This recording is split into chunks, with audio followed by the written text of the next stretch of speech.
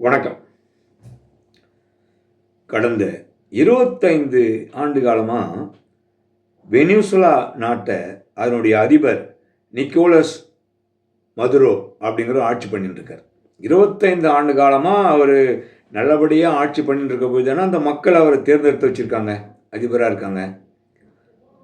இப்போது அமெரிக்கா என்ன சொல்லுதுன்னா, வெனிசுலா நாட்டினுடைய அதிபர் போதை, அதுவும் அவரும் அவருடைய நண்பர்கள் கூட்டாளிகள்லாம் சேர்ந்துக்கின்னு போதைப் பொருள் கடத்தி அமெரிக்காவை மையமிடமாக வச்சு அங்கேருந்து வர்த்தகம் பண்ணுறாங்க, அமெரிக்காவை பயன்படுத்துகிறாங்க இந்த மாதிரியான போதைப் பொருள் வஸ்துக்களை. அதனால் வெனிசுலாவை அமெரிக்காவோட இணைக்க போகிறேன், அவர் மீது குற்றம் சுமத்துறோம் நாங்கள், சர்வதேச அளவில் அவர் போதைப் பொருள் கடத்துறாருன்றதுனால அவர் மீது குற்றம் சாட்டுறோன்னு சொல்லிட்டு அவங்க வெனிசுலா மேலே குண்டா போட்டு அந்த நாட்டு மக்களை பதற வச்சு, அதன் பிறகு ராத்திரியோட ராத்திரியாக போய் இராணுவம் இறங்கி இந்த வெனிசுலா அதிபர் நிக்கோலஸ் மதுரோவையும் அவருடைய ஒய்ஃபு சிலி ஃப்ளோரஸ் இவங்க 2 பேரையும் அரெஸ்ட் பண்ணிட்டாங்க அமெரிக்கா போலீஸ். வெனிசுலா நாட்டுக்கு போய் இது இப்பேற்பட்ட அத்துமீறல் பாருங்கள். அரெஸ்ட் பண்ணி என்ன பண்ணுற எங்கே கூட்டின்னு வராங்க அப்படின்னா, இவங்க 2 பேரையுமே அமெரிக்க இராணுவம் கைப்பற்றி அவங்கள கூட்டின்னு இராணுவ கப்பலில் ஏற்றுறாங்க, அமெரிக்காவுடைய இராணுவ கப்பலில் ஏற்றுறாங்க. இது நாட்டில் பயங்கர பதட்டம் ஆகிப்போச்சு வெனிசுலா நாட்டில்.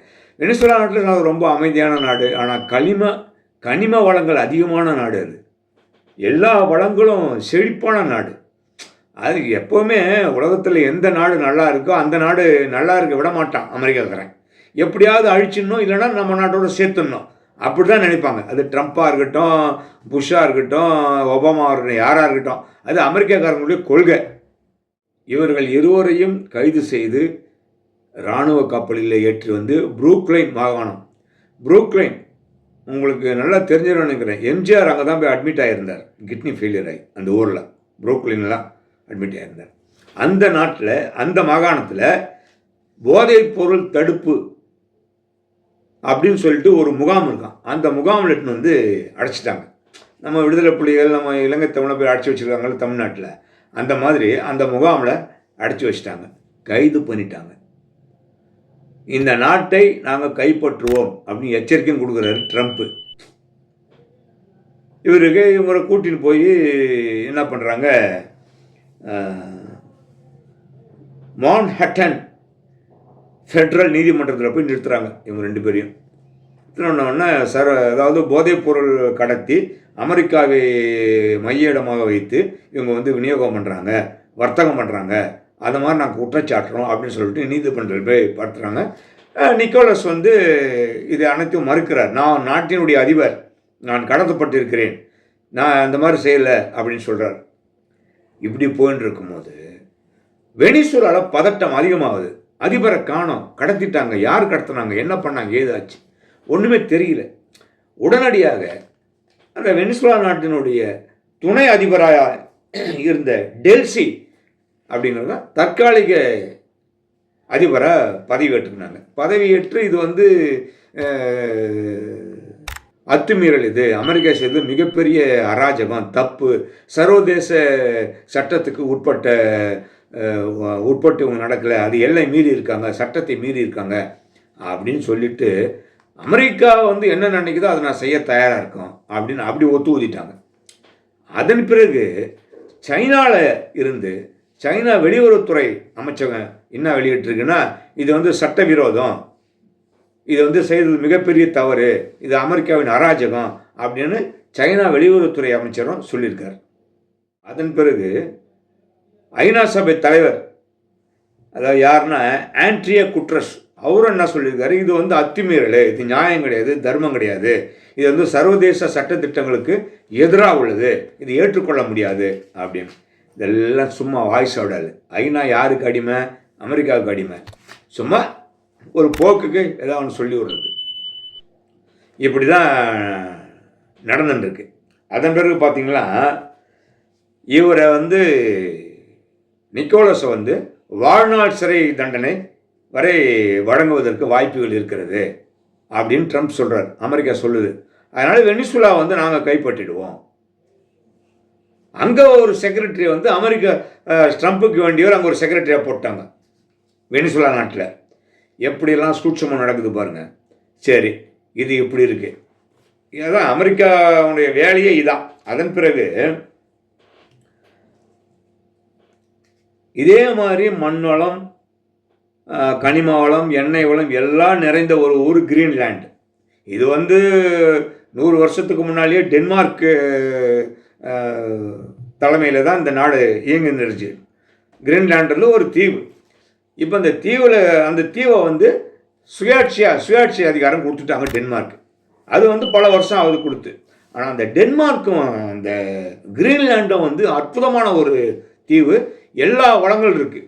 அதை வந்து இப்போ ஸ்கெட்சு போடுறாருங்க அமெரிக்காக்காரங்க. ட்ரம்ப் சொல்கிறாரு, அந்த கிரீன்லேண்டை சுற்றி சைனாவும் ரஷ்யாவும் கப்பல் நிறுத்தி வச்சுருக்காங்க, ஆபத்தானது, அதனால் அதை வந்து அமெரிக்காவோட சேர்த்துக்கிறோம் நாங்கள். என்ன இது, என்ன யார் விட்டு சொத்தை யார் வந்து எடுக்கிறது? என்னங்க இது? வேலிக்கு ஓனான் சாட்சின்ற மாதிரி முதலக்கண்ணீர் வடிக்கிறாரு ட்ரம்ப்பு. அவங்க பார்த்துக்கிறாங்கய்யா, நீ ஏன் அதை பற்றி கவலைப்படுற? உடனே டென்மார்க் பிரதமர் என்ன பண்ணுறாரு, இந்த வேலையெல்லாம் வச்சுன்னு பேசுகிறவளை வச்சுக்காத, புரியுதா? நாங்கள் பயங்கரமாக எதிர்ப்போம், பிரச்சனையை நீங்கள் எதிர்கொள்ள வேண்டியது இருக்கும். அவர் ஒரு எச்சரிக்கை விட்டார் டென்மார்க்கு அதிபர். பின்ன சும்மா இருப்பாங்களா அவங்க? இந்த மாதிரி ட்ரம்ப் வந்து பண்ணின்னு இருக்காரு. டென்மார்க்குடைய பிரைம் மினிஸ்டர் மெட்ரோ ஃப்ரெடிக்சன் அவர் தான் சொல்கிறாரு, உனக்கு வந்து எந்த அதிகாரம் கிடையாது, எந்த உரிமையும் கிடையாது, நீ கொண்டாடலாம் முடியாது, உன் வேலையை பாரு அப்படின்னு அவங்க எச்சரிக்கை பண்ணியிருக்காங்க. நல்லா பார்த்துங்க. சும்மா இருந்த சதாமை கிளப்பி விட்டு அவரை வளர விட்டு நாட்டுக்கு அதிபராக்கினாங்க. அமெரிக்கா தான் ஆக்குச்சு, அமெரிக்கா தான் அந்த ஆளை எல்லாமே பண்ணிச்சு. ஆனால் அவர் மிகப்பெரிய தலைவனாக, மாபெரும் தலைவனாக 30-40 வருஷமாக அந்த ஊரை, அந்த நாட்டை அதிபர் ஆகிட்டார். அமெரிக்காவை எதிர்க்க ஆரம்பித்தார்.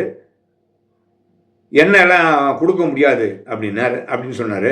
அதுக்காக அந்த நாட்டில் வந்து ரசாயன குண்டு, அந்த குண்டு, இந்த குண்டு எல்லாம் இருக்குதுன்னு சொல்லிட்டு எல்லா தடையும் விதித்து, அப்புறம் ஐநா போய் செக் பண்ணி, யாரோ போய் செக் பண்ணி அது மாதிரி குண்டெல்லாம் கிடையாதுன்னு சொல்லி கூட கேட்காம சதாம் ஹுசேனை குற்றவாளி குண்டில் ஏற்றி தூக்கில் போட்டாங்க. இப்போ ஈராக் வந்து பிச்சைக்கார நாடாகி போச்சு. ஒரு நேரத்தில், ஒரு காலத்தில் ஈராக் வந்து செல்வம் கொழித்த நாடு, இந்தியாவின் நட்புறவு நாடு, உலகத்திலே அதிக சம்பளம் கொடுக்குற நாடாக இருந்தது. இன்றைக்கி அந்த மக்கள் வேதனைப்படுறாங்க, அமெரிக்காவுக்கு அடிமையாயிட்டாங்க. என்ன பண்ண முடியும்? அதே மாதிரி தான் கர்னல் முகமது கடாஃபி, லிபியா அதிபர், சித்தூனோட நாடு, ஓட ஓட ஓட அடித்தார் அமெரிக்காவை. சமயம் பார்த்து அவரையும் போட்டு தள்ளிட்டானுங்க. அந்த லிபியாவும் நாசமாக போச்சு. அதுக்கு அடுத்து துபாய், சவுதி, குவைத், இது போன்ற வளைகுடா நாடுகள் அனைத்தையுமே அமெரிக்கா ஆக்கிரமித்து தான் இருக்குது. அமெரிக்காவுடைய அட்வைசர் தான் பண்ணிட்டு இருக்காங்க எல்லாமே. குவைத்து ஹார்பர் எல்லாமே வந்து அமெரிக்கா கிட்ட இருக்குது. அமெரிக்கா மாரி குவைத் ஒன்றுமே பண்ண முடியாது. சவுதி அரேபியாவும் 2 பேரும் ஒன்றாயிட்டாங்க, துபாயும் ஒன்றாகி போச்சு. ஆக இஸ்லாமிய நாடுகள் அனைத்தையும் அமெரிக்கா கைவசம் பண்ண போகுது. அவங்க போட்ட திட்டம் என்ன? உலகத்தினுடைய ரவுடியாக வாரணும், உலகத்தை நம்ம ஆட்சி ஆளணும், அது என்னானாலும் சரி அப்படிங்கிற ஒரு நிலைப்பாடோடு தான் அமெரிக்கா செயல்பட்டு வருது. அமெரிக்காவுக்கு ஒரு ஆசை இருக்குது, எப்படியா அந்த உலகத்தை ஆளணும். தி கிரேட் பிரிட்டிஷ் ஆண்டாங்க இல்லையா, அந்த மாதிரி நம்ம ஆட்சி ஆளணும் அப்படியே ராஜதந்திரமெல்லாம் பண்ணுறாரு. நம்ம நாட்டுக்கும் அப்படியே வந்து பேசுகிறாரு, போகிறாரு. ரஷ்யாக்கிட்ட நம்ம எண்ணெய் வாங்குறது பிடிக்கல அவருக்கு. இருந்தாலும் நம்மளை பகைச்சிக்கவும் முடியல. பகைச்சிக்கினா ஒன்றும் பண்ண முடியாது, ஆப்படிச்சிடுவாங்க நம்ம ஆளுங்க.